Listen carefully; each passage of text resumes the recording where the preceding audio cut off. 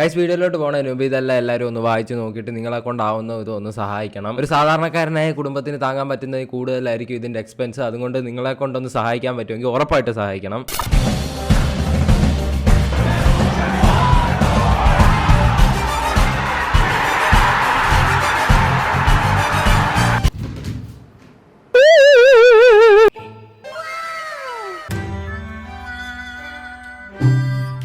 ജീവൻ എടുത്തേനെ. എനിക്കറിയാം, നമ്മൾ പിന്നെ കണ്ടിട്ട് കുറെ നാളായി. S24 എന്ന് പറയുന്ന സാധനം ഇട്ടിട്ട് കുറെ നാളായി. അതെങ്ങനെ ഒരുത്തന്നെ ഇപ്പൊ യൂട്യൂബ് അല്ലല്ലോ, ജിമ്മാണല്ലോ.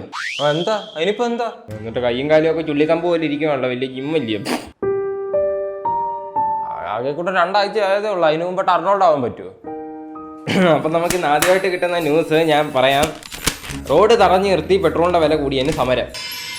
എത്ര മണിക്കൂറായത് അവിടെ കൂടി തുടങ്ങിയിട്ട്? കൊച്ചു പിള്ളേരൊക്കെ ഇത് എന്ത് ചെയ്യും? ഈ AC ഇട്ടിട്ട് ഇരിക്കാൻ പറ്റുമോ ഇത്ര പൈസ ഡീസൽ നടത്തിരിക്കുന്ന സമയത്ത്? ഓ, അപ്പൊ ഇതാണല്ലേ ട്രെൻഡിങ്. അല്ലടാ, അപ്പൊ അവിടുന്ന് പെട്രോളിന്റെ വില കൂട്ടിയതിന് ഇവിടെ റോഡ് തടഞ്ഞു നിർത്തി സമരം ചെയ്തിട്ട് എന്ത് ഗുണം? അത് തന്നെ കാണുന്ന ആർക്കും അറിയാത്ത, കുടുങ്ങി കിടക്കുന്നവർക്കും അതറിയത്തില്ല. ഇത് ഞാൻ മാത്രമല്ല, ഇത് ഞാൻ വന്ന് പറഞ്ഞോളൂ. പക്ഷെ ഇവിടെ നിൽക്കണ എല്ലാവരും ഇത് തന്നെയാണ് പറയാനാണ് ഉദ്ദേശിക്കുന്നത്. ഈ സമരം എന്നൊക്കെ പറഞ്ഞാൽ എനിക്ക് ഇഷ്ടമുള്ള ഒരു സാധനമാണ്. എന്നല്ല അവധിയെങ്കിലും കിട്ടുമല്ലോ. വേണമെങ്കിൽ ഒരു സ്കൂളൊക്കെ പിരിച്ചു വിട്ട് സമരം അങ്ങ് നടത്തിക്കോ. പക്ഷേ ഈ റോഡൊക്കെയാണ് ഒരു ആംബുലൻസ് വന്നെന്ന് കൊടുക്കും. അവിടെ ഇരിക്കുന്ന ആൾക്കാരും കിടക്കുന്ന വണ്ടികളും അല്ലെങ്കിൽ അയ്യോ ആംബുലൻസ് വന്നാൽ എല്ലാവരും മാറിക്കൊണ്ട് നമുക്ക് പോകണം, അയ്യോ ആംബുലൻസ് വന്നത് പറഞ്ഞിട്ടൊന്നും കാര്യമില്ല. അവരുടെ സമയം ഓരോ നിമിഷവും അവർക്ക് വിലപ്പെട്ടതാ. പിന്നെ പെട്രോളിന്റെ വില 6 രൂപയൊക്കെ കുറഞ്ഞെന്നാണ് അറിഞ്ഞത്. കുറഞ്ഞാൽ നല്ല കാര്യം തന്നെ. പക്ഷേ മറ്റേത് ആൾക്കാർക്കും കുഴപ്പമുണ്ടാക്കുന്ന ഒരു കാര്യമാണ്. കുറെ പേരുടെ കുറെ ഓപ്പർച്യൂണിറ്റീസ് ഒക്കെ മിസ്സായി കാണുമെന്ന്. ഓക്കെ, നമ്മൾ ഇങ്ങനത്തെ കാര്യങ്ങളിലൊന്നും ഒത്തിരി ഇടപെടാറില്ല. എന്തായാലും അടുത്തത്, ടീച്ചർ കുട്ടിയെ ടെറസിൽ തലകീഴായി തൂക്കിയിട്ടോ?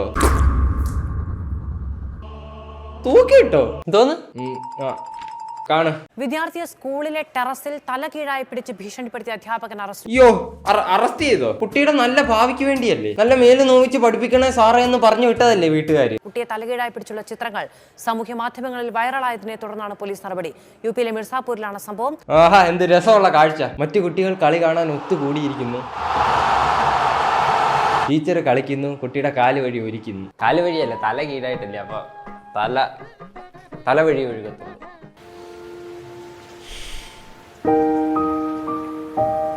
വിദ്യാഭ്യാസം എന്ന് പറഞ്ഞിട്ട് വിദ്യാഭ്യാസം സെപ്പറേറ്റ് ആയിട്ടാണോ പഠിപ്പിക്കുന്നത്? ഓ, ഇജാതി കൗണ്ടർ ഒന്നും പറയാനില്ല.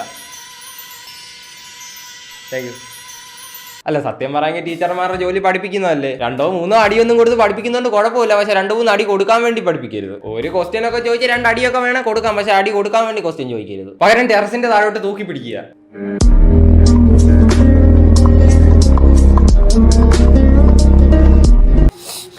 അതൊക്കെ വളരെയധികം മോശമാണ്. നടക്കാൻ പാടില്ലാത്ത കാര്യം അതൊക്കെ. മനോജ് വിശ്വകർമ്മയാണ് പിടിയിലായത്. എന്തോ കർമ്മയാണേലും ശരി, കർമ്മദോഷം ഉറപ്പാ. മറ്റൊരു വിദ്യാർത്ഥിയെ കടിച്ചതിന് മാപ്പ് പറയണമെന്നാവശ്യപ്പെട്ടാണ് സോനു യാദവ് എന്ന 2ാം ക്ലാസ് വിദ്യാർത്ഥിയെ ടെറസിലേക്ക് വലിച്ചിഴച്ച് കൊണ്ടുപോയത്.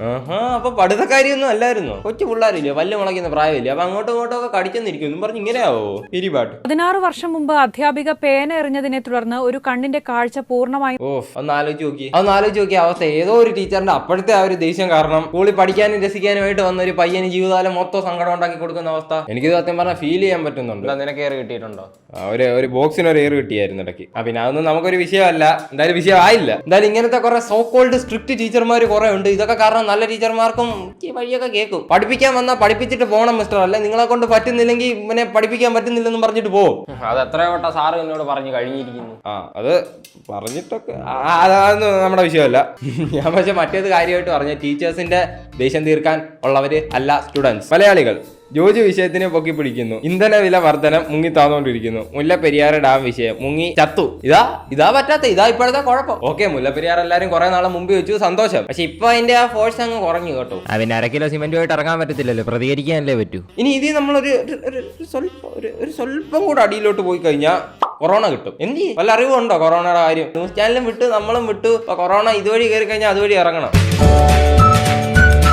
പിന്നെ ദീപാവലിയൊക്കെ ആയിട്ട് എല്ലാവരും പടക്കമൊക്കെ പൊട്ടിക്കാം? ഇല്ല, പാടില്ല. മലിനീകരണം. അല്ല, ഞാൻ ചോദിച്ചെന്നേ ഉള്ളു. പൊട്ടിക്കണ്ടെങ്കിൽ വേണ്ട. ഇപ്പൊ തന്നെ ശ്വാസം കിട്ടുന്നില്ല. നീയൊക്കെ ഇനിയും പൊട്ടിക്ക് പടക്കം.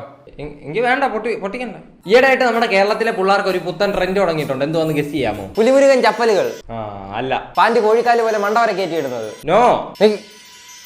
അല്ല, ഞാൻ എന്തിനാ നിനക്ക് വേണ്ടി കഷ്ടപ്പെടുന്ന? വേണേ പറ. ഫോൺ വിളിക്കാനാണ് ഇപ്പോഴത്തെ പിള്ളേർക്ക് ഇഷ്ടം. ഫോൺ വിളി. അതെ, അതൊരു പ്രത്യേക ഫീലിംഗ് ആണ്. സ്കൂളിൽ വെച്ച് കണ്ടിട്ട് പറയാൻ പറ്റാത്തത് കാമുകിയെ കോള് വിളിച്ച് പറയുന്ന എന്റെ അളിയ. കാമുകിയല്ല, മുകേഷ് അണ്ണൻ. ഇപ്പൊ അങ്ങനെ എന്ത് പ്രശ്നം ഉണ്ടായാലും മുകേഷ് അണ്ണനെ വിളിച്ചു കളയും. സാറ് നമ്പർ ഒരു കൂട്ടുകാരൻ തന്നപ്പോ ഞാൻ വിളിച്ചു നോക്കി. അവന്റെ ചെവി കുറ്റി നോക്കി അടിക്കണം.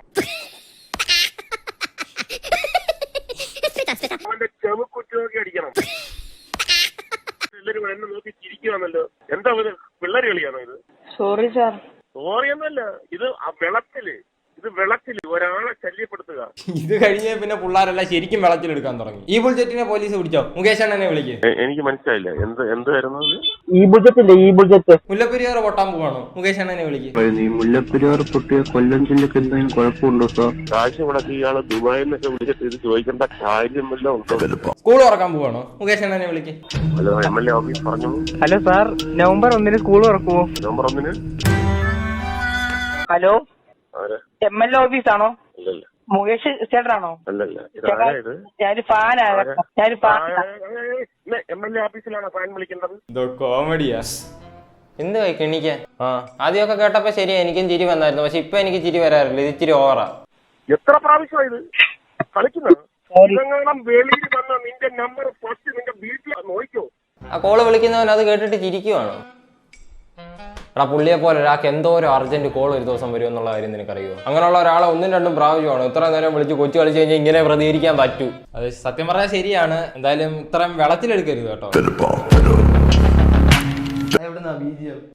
അപ്പൊ ഇന്നത്തെ വീഡിയോ ഇത്രേ ഉള്ളൂ. ചിരിച്ചേഞ്ഞ് മുളക് തിന്നുന്ന ആൾക്കാരെ കണ്ടിട്ടുണ്ടോ? കാണണമെങ്കിൽ ഈ വീഡിയോയിലോട്ട് പോക്കോ. അപ്പൊ ഇന്നത്തെ വീഡിയോ ഇത്രേ ഉള്ളൂ. നമുക്ക് അടുത്തൊരു വീഡിയോ കാണാം. ടാറ്റ.